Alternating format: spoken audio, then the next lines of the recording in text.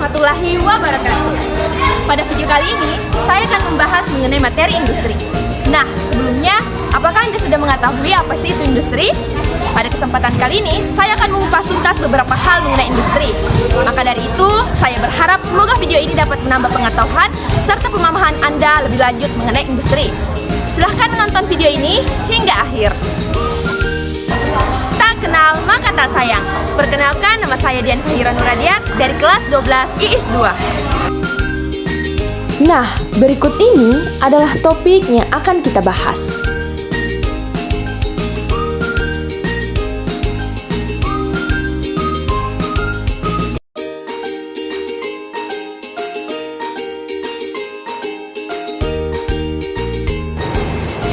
Poin pertama, pengertian lebih dalam tentang industri.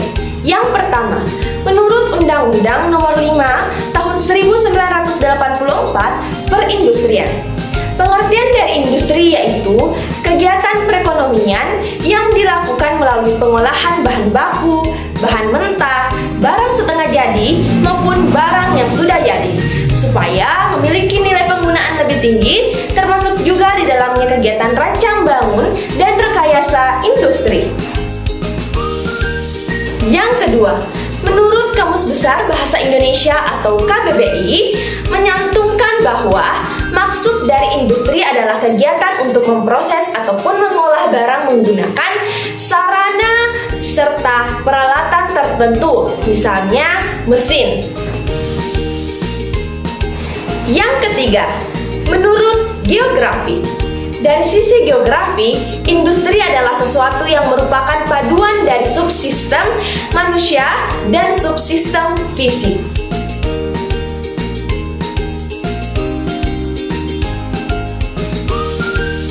Poin kedua, klasifikasi industri berdasarkan bahan baku. Yang pertama, industri ekstraktif. Industri ekstraktif ialah industri yang memperoleh bahan baku dari alam secara langsung.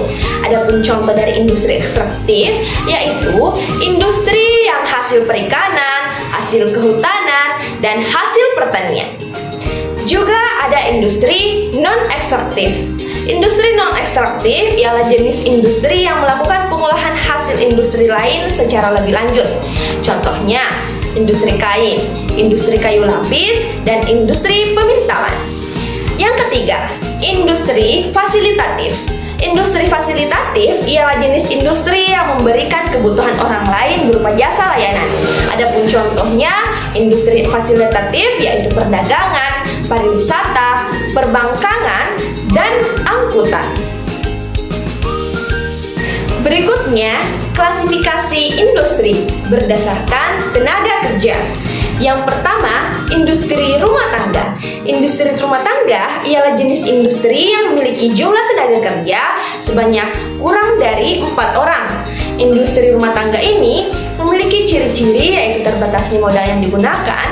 Pada umumnya, kepala rumah tangga atau anggota keluarga berperan sebagai pengelola sekaligus pemilik dari industri tersebut, serta anggota keluarganya berperan sebagai tenaga kerjanya. Adapun contoh industri ini yaitu industri kerajinan, industri makanan ringan, industri anyaman, dan industri tahu dan tempe. Yang kedua, industri kecil. Industri kecil ialah industri yang menggunakan tenaga kerja sebanyak 5-15 orang. Industri kecil ini memiliki ciri yaitu asal tenaga kerjanya dari hubungan saudara ataupun lingkungan sekitar, serta relatif kecil dalam menggunakan modal.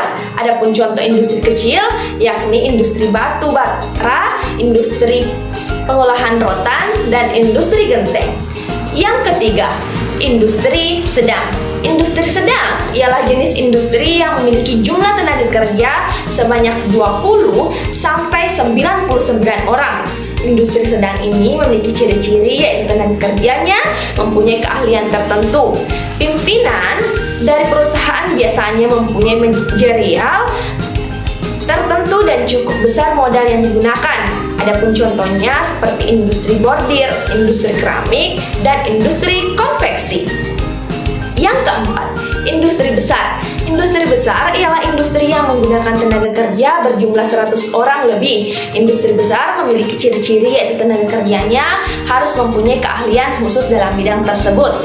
Pemilihan pemimpinan perusahaan melalui fit and proper test atau uji kelayakan dan kemampuan serta menggunakan modal yang besar melalui kepemilikan saham secara kolektif. Adapun contohnya seperti industri mobil, industri pesawat terbang, industri tekstil, dan industri besi baja. Nah, selanjutnya, klasifikasi industri berdasarkan produksi yang dihasilkan. Yang pertama, industri primer. Industri primer yaitu menghasilkan barang atau benda yang tidak perlu pengolahan lebih lanjut. Barang atau benda yang dihasilkan tersebut dapat dinikmati atau digunakan secara langsung. Misalnya, industri anyaman, industri konveksi, industri makanan, dan minuman. Yang kedua, industri sekunder, yaitu industri yang menghasilkan barang atau benda yang membutuhkan pengolahan lebih lanjut sebelum dinikmati atau digunakan. Misalnya, industri pemintalan benang, industri ban, industri baja, dan industri tekstil. Yang ketiga, industri tertier, yaitu industri yang hasilnya tidak berupa barang atau benda yang dapat dinikmati atau digunakan baik secara langsung maupun tidak langsung, melainkan berupa jasa layanan yang dapat mempermudah atau membantu kebutuhan masyarakat. Misalnya, industri angkutan, industri perbankan, industri lain-lainnya seperti perdagangan dan industri pariwisata.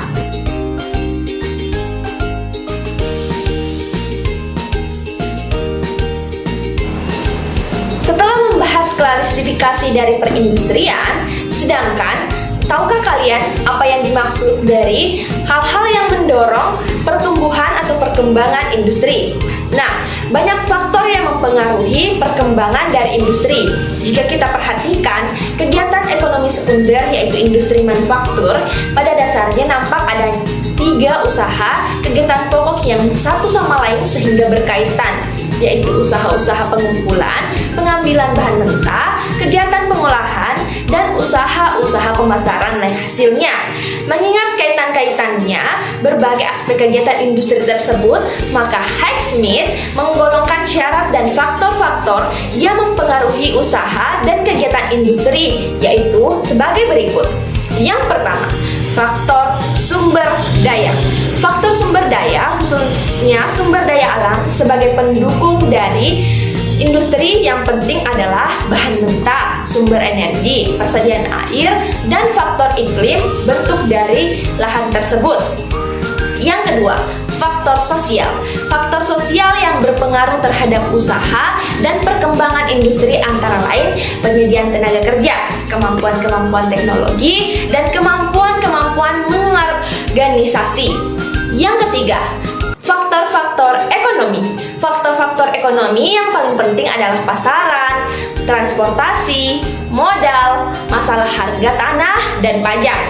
Yang keempat, faktor kebijakan pemerintah.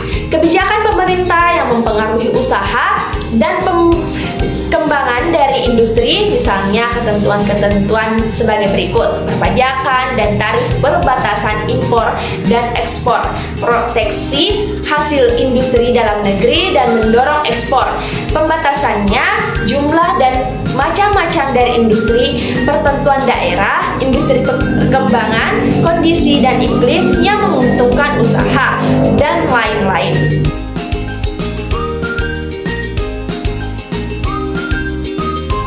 Nah, setelah membahas mengenai faktor-faktor pendorong dari berkembangnya industri, industri juga memiliki faktor penghambat. Nah, faktor penghambat dari pembangunan dan perkembangan industri merupakan kebalikan dari kondisi faktor-faktor yang saya sebutkan sebelumnya.